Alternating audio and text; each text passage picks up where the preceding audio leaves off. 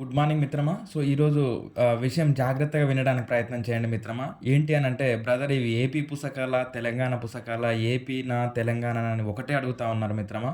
So, వాటన్నిటికి కూడా ఈరోజు మనకు పరిష్కారం దొరకబోతా ఉంది. ఒకసారి చూడండి. సో, ఇది తెలంగాణ లో ఉన్నటువంటి తెలంగాణ రాష్ట్రానికి చెందినటువంటి థర్డ్ క్లాస్ ఈవీఎస్ టెక్స్ట్ బుక్‌లో ఉన్నటువంటి పాఠ్యాంశాలు మిత్రమా. కుటుంబం, ఎవరేం పని చేశారు, ఆడుకుందాం, జంతువులు, వాటి నివాసాలు, మన చుట్టూ ఉన్న మొక్కలు, ఆకులతో అనుబంధం, మనం ఏమేమి తింటాం, ఆహారపు అలవాట్లు, మన గ్రామం, ఇంగో ఇవన్నీ కూడా 16 లెసన్స్ ఉన్నాయి మిత్రమా. ఇంగో ఇది ఏపీకి చెందినటువంటి third class EVS text book. So, ఇంగో చూడండి, కంటెంట్ ఒకటే, కాకపోతే సీరియల్ నెంబర్స్ మాత్రమే తేడాగా ఇచ్చారు తప్ప కంటెంట్ ఒకటే ఉంది మిత్రమా. కేవలం మనకి ఎక్కడ వేరుగా ఉన్నాయనంటే, తెలుగు పాఠ్య పుస్తకాలు కంప్లీట్‌గా వేరుగా ఉన్నాయి. అదేవిధంగా మనకు సోషల్ పుస్తకంలో కొన్ని లెసన్స్ మాత్రమే. ఇక్కడ తెలంగాణ భూస్వరూపాలు అనంటే, అక్కడ ఆంధ్రప్రదేశ్ భూస్వరూపాలు అన్నాడు. మిగిలినవి కాకతీయ సామ్రాజ్యం, విజయనగర సామ్రాజ్యం, మొఘల్సు, కాకతీయులు, అదేవిధంగా మహాసామ్రాజ్యాలు, గ్రామ పంచాయతీలు, స్థానిక సంస్థలు, ఇవన్నీ రాజ్యాంగం, ఇవన్నీ కూడా ఎక్కడైనా ఒకటే కదా. సో, నేను చెప్పదలుచుకున్నది ఏంటి అనంటే, ఎక్కడైనా కంటెంట్ ఒకటే, కొంచెము డిఫరెంట్ తప్ప మిగిలినదంతా కూడా ఒకే విధంగా ఉంది. సో, ఇది థర్డ్ క్లాస్ ఈవీఎస్ ఏపీకి చెందింది. సో, ఫోర్త్ క్లాస్ ఈవీఎస్ చూడండి, ఇక్కడ ఏపీకి చెందింది. కుటుంబము, హరిత ప్రపంచం, మన చుట్టూ ఉన్న జంతువులు, జ్ఞానేంద్రియాలు, మనం తినే ఆహారం, నీరు, వృత్తులు, సేవలు, రవాణా, సమాచార ప్రసారం, చూసి వద్దాం, మనం ఎక్కడ ఉన్నాం, ఇవన్నీ కూడా ఫోర్త్ క్లాస్ ఈవీఎస్ ఏపీకి చెందినటువంటి టెక్స్ట్ బుక్ ఇది. మరి తెలంగాణకు చెందినటువంటి టెక్స్ట్ బుక్ చూడండి, ఇగో కుటుంబం, ఇక్కడ ఏపీలోనేమో కుటుంబం అని ఇచ్చాడు, ఇక్కడనేమో కుటుంబ వ్యవస్థ మార్పులని ఇచ్చాడు. సో, ఆటలు, నియమాలు, అదేవిధంగా రకరకాల జంతువులు జీవనాధారం, జీవ వైవిధ్యం, మన చుట్టూ ఉండే మొక్కలు, ఇగో కాన్సెప్ట్ ఒకటే. జ్ఞానేంద్రియాలు ఇక్కడ ఎక్కడ ఇచ్చాడు మనకు జ్ఞానేంద్రియాలు? ఫిఫ్త్ క్లాస్ ఈవీఎస్లో జ్ఞానేంద్రియాలు ఇచ్చాడు, ఇక్కడ ఫోర్త్ క్లాస్లో ఇచ్చాడు, ఎక్కడ? ఏపీలో. అంతే తప్ప కాన్సెప్ట్ ఒకటే. జ్ఞానేంద్రియాలు ఎక్కడైనా జ్ఞానేంద్రియాలే, ఐదే ఉంటాయి మనకు, అదంతా మనకు తెలుసు విషయం.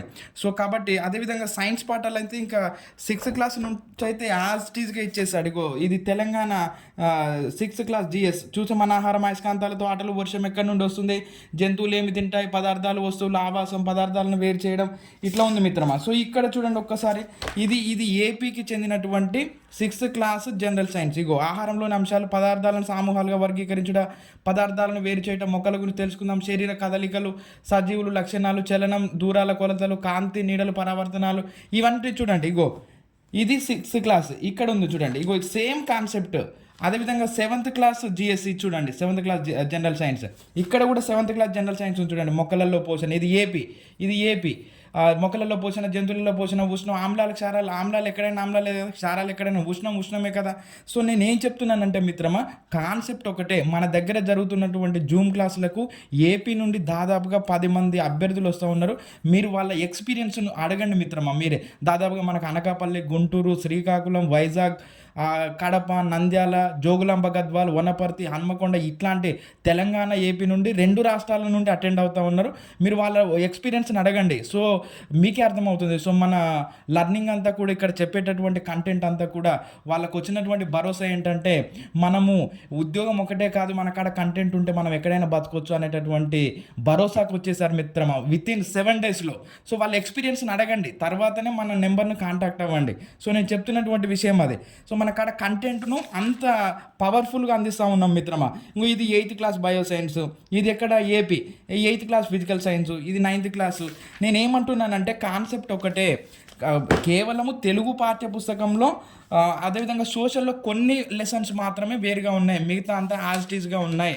కాబట్టి మీరు అర్థం చేసుకోగలరని మనవి మిత్రమా. సో, అదేవిధంగా ఇది ఏంటి? 8th క్లాస్ ఫిజికల్ సైన్స్, ఇది తెలంగాణ.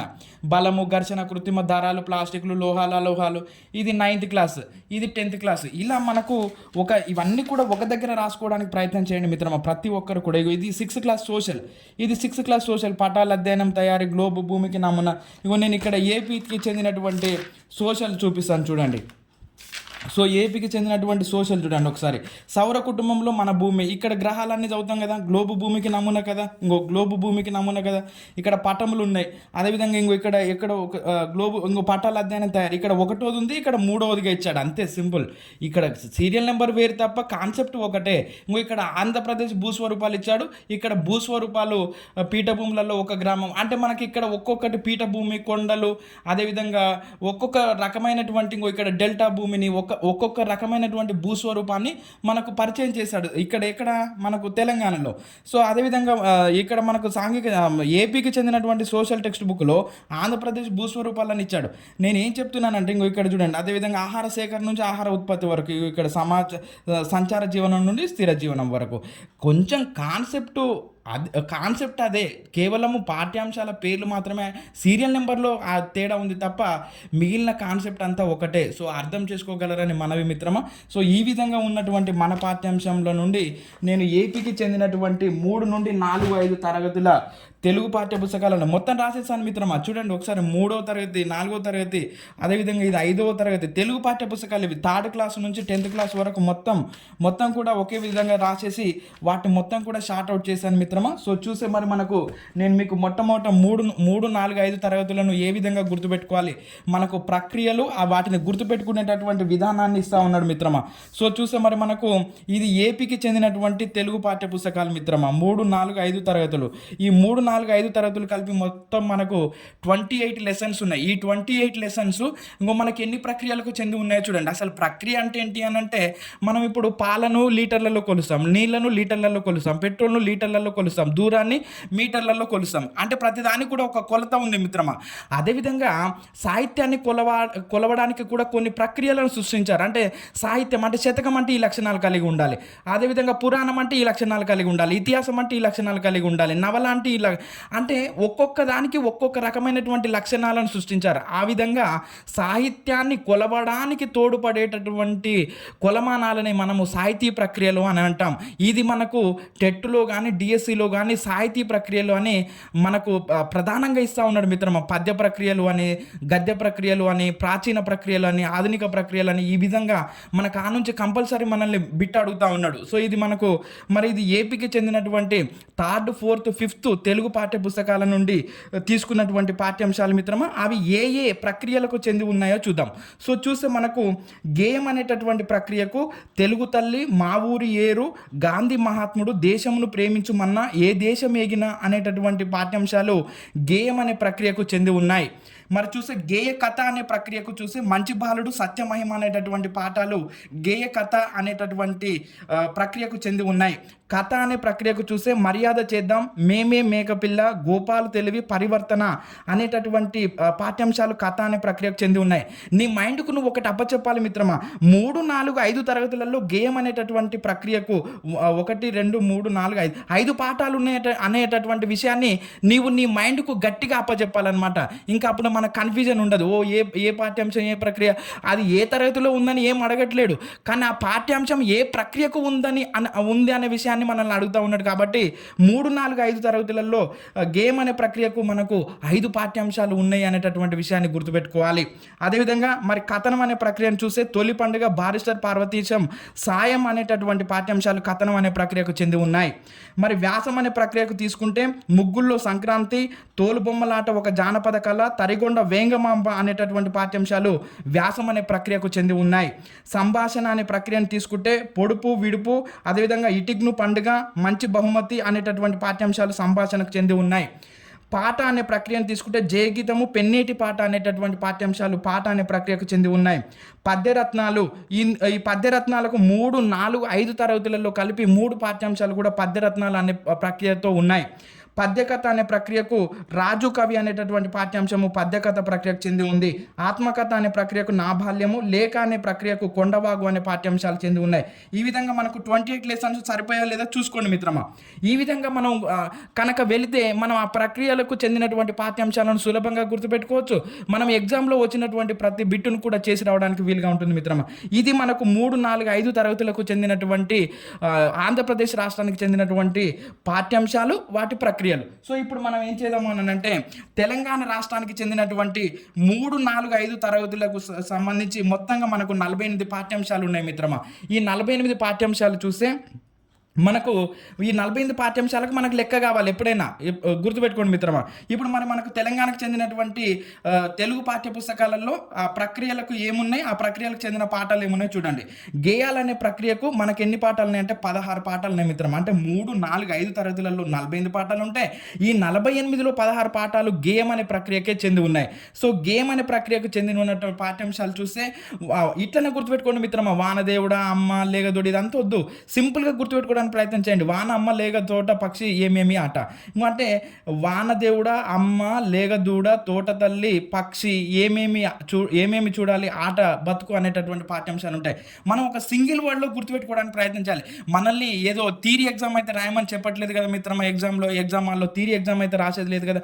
మనం ఏం చేయాలి, ఆ 4 ఆప్షన్లలో ఒక ఆప్షన్ గుర్తుపెట్టి రావాలి అంతే. మనకు కావాల్సింది బిట్టు గుర్తుపెట్టుకోవడం అంతే తప్ప మనల్ని ఏదో థియరీ ఎగ్జామ్ రాయమని ఎవరు అనట్లేదు. కాబట్టి గుర్తుపెట్టుకునే విధానంలో టెక్నిక్గా ఆలోచించండి. వాన, అమ్మ, లేగ, దూడ, తోట, పక్షి, ఏమేమి ఆట. సింపుల్.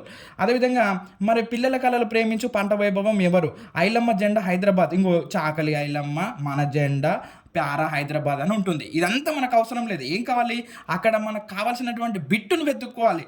వాన, అమ్మ, లేగ, తోట, పక్షి, ఏమేమి ఆట, పిల్లల కళలు ప్రేమించు, పంట వైభవం ఎవరు. అదేవిధంగా ఐలమ్మ జెండా హైదరాబాద్ అనేటటువంటి పాఠ్యాంశాలన్నీ కూడా గేమ్ అనే ప్రక్రియకు చెంది ఉన్నాయి. మరి కథలు అనే ప్రక్రియను తీసుకుంటే బాల, దయ, కాకి, మతి చెట్టు, కృష్ణుడు బొమ్మ, శిష్యులు, డప్పు ఖరీదు. ఇంకో బాలభీముడు, దయ, కాకుల లెక్క, మతిమరుపు ఈగ, చెట్టు కోరిక, ఇవన్నీ ఉంటాయి. అదంతా అవసరం లేదు. నీకు ఆటోమేటిక్గా నువ్వు 1-2 సార్లు చదివితే దాని వెనకాల ఉన్న కోణం అంతా కూడా గుర్తొస్తుంది. కాబట్టి కథలు అనే ప్రక్రియను చూసుకుంటే బాల, దయ, కాకి, మతి చెట్టు, కృష్ణుడి బొమ్మ, శిష్యులు, డప్పు ఖరీదు, ఇట్లనే గుర్తుపెట్టుకోవాలా. ఒక సెంటెన్స్లో వచ్చేయాలా. అదేవిధంగా వ్యాసం అనే ప్రక్రియను తీసుకుంటే నీటి, గాంధీ చిహ్నాలు, వినాయక చవితి, రంజాన్, క్రిస్మస్, గుట్ట బోనలు. ఇంకో నీటి అందాలు, గాంధీ మహాత్ముడు, తెలంగాణ రాష్ట్ర చిహ్నాలు, వినాయక చవితి, రంజాను, క్రిస్మస్, యాదగిరి గుట్ట, బోనాల పండుగ అనేటటువంటి అంశాలు ఉంటాయి. సో నీకు ఏం కావాలి, దాని వెనకాల ఉన్నటువంటి కోణం అంతా నీకు తెలిసిపోతుంది. నీటి, గాంధీ చిహ్నాలు, వినాయక చవితి, రంజాన్, క్రిస్మస్, గుట్ట, బోనాలు. సింపుల్. అదేవిధంగా ఆత్మకథ అనే ప్రక్రియకు చింత చెట్టు, గోదావరి. కథనం అనే ప్రక్రియకు చిన్నారి మాటలు, తెలుగు సంవత్సరాలు. అదేవిధంగా సంభాషణ అనే ప్రక్రియకు మన పండుగలు, వృధా చేయం. డైరీ అనే ప్రక్రియకు మ్యూజియం అనేటటువంటి పాఠ్యాంశం చెంది ఉంది. చిత్రకర్త అనే ప్రక్రియకు కొబ్బరి బోండం అనే పాఠ్యాంశం ఉంది. లేఖ అనే ప్రక్రియకు మనసుంటే మార్గం ఉంటుంది. గేయ కథకు ఎలుక విందు. ఇది మనల్ని ఎగ్జామ్లో అడిగాడు మిత్రమా. అదేవిధంగా పద్యాలు మనకు వేమన 3వ తరగతిలో వేమన పద్యాలు, 4వ తరగతిలో సుమతి పద్యాలు, 5వ తరగతిలో నీతి పద్యాల పేరిట పద్యాలు అనే ప్రక్రియను ప్రవేశపెట్టాడు. ఈ విధంగా మనకు 48 పాఠ్యాంశాలు వచ్చాయి చూడండి మిత్రమా. ఈ 48 పాఠ్యాంశాలను కూడా మనం ఇలా గుర్తుపెట్టుకోవాలి.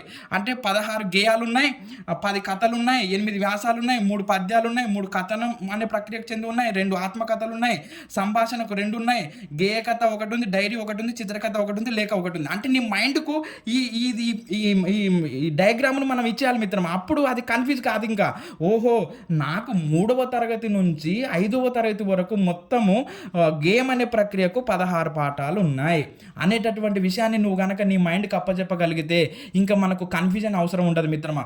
కాబట్టి ఇలా జరుగుతూ ఉంది మిత్రమా మన classes, Zoom classes. So decision తీసుకోవడానికి ముందుకు రావండి మిత్రమా. సో మీకు కంటెంట్లో ఎటువంటి కూడా మనకు సైకాలజీ అయినా, తర్వాత ఫిజికల్ సైన్స్ అయినా, కెమిస్ట్రీ అయినా, పిఐ కదా, ఎక్కడైనా ఒకటే కదా. సో నేనేం చెప్పదలుచుకున్నానంటే కాన్సెప్ట్ ఒకటే, కేవలం సీరియల్ నెంబర్స్ మాత్రమే అటు ఇటు ఉన్నాయి. కాబట్టి దాన్ని మీరు గమనించండి మిత్రమా. ఇట్లా ప్రతిదీ ఇక్కడ మళ్ళీ 6, 7, 8 తరగతులు కూడా రాశాను. ఇది కూడా రాసేసాను. ఏంటిది, ఏపీ కూడా 6, 7, 8 తరగతులను పాఠ్య పుస్తకాలను మనం ఎలా గుర్తుపెట్టుకోవాలనేటటువంటి విషయాలను కూడా రాసేసాను మిత్రమా. మీకు ఇవన్నీ అతి త్వరలో మీకు ఒక్కొక్కటిగా అందిస్తాను. ఇది 6, 7, 8 తరగతులకు చెందినటువంటి తెలుగు పాఠ్య పుస్తకాలు. ఇది ఏపీ తెలుగు పాఠ్య పుస్తకాలకు గేమ్ అనే ప్రక్రియకి ఎన్ని ఉన్నాయి, కథ అనే ప్రక్రియకి ఎన్ని ఉన్నాయి, అదేవిధంగా కథానిక, వ్యాసము, శతకము, ఆత్మకథ, చారిత్రక కథ, పద్యము, జీవిత చిత్రం. ఇలా మీరు కూడా ఒక డిజైన్ చేసుకోవడానికి ప్రయత్నం చేయండి మిత్రమా. ఇలా మనం వెళ్తే కనుక ఇంకో 9, 10 తరగతులు ఇది ఏపీకి చెందినటువంటి పాఠ్య పుస్తకాలు. అదేవిధంగా మరి తెలంగాణకు చెందినటువంటి 6, 7, 8 తరగతులను కూడా రాసేసాను మిత్రమా ఒకే దగ్గర. సో ఇలా కనుక మనము ఇది 9, 10 తరగతులు, 9, 10 తరగతులలో ఆధునిక పద్యము, వ్యాసము, వాయసము వీర తెలంగాణని, కథానిక కొత్త పాట తీయని పలకరింపు, వచన కవిత కోరసు నగరగీతం అని, వ్యాసము వాగ్భూషణం అని, భాష ఇవన్నీ కూడా ఒక దగ్గరికి వచ్చేసాయి మిత్రమా. తెలుగు మాత్రమే డిఫరెంట్‌గా ఉంది మిత్రమా. ఆ తెలుగులో వ్యాకరణం మళ్ళీ ఒకటే, ప్రక్రియలంతా కూడా ఒకటే. జస్ట్ ఆ కవులు వేరుగా ఉన్నారు. కవులు ఇక్కడ తెలంగాణకు చెందినటువంటి కవులు ఎక్కువగా ఉంటారు.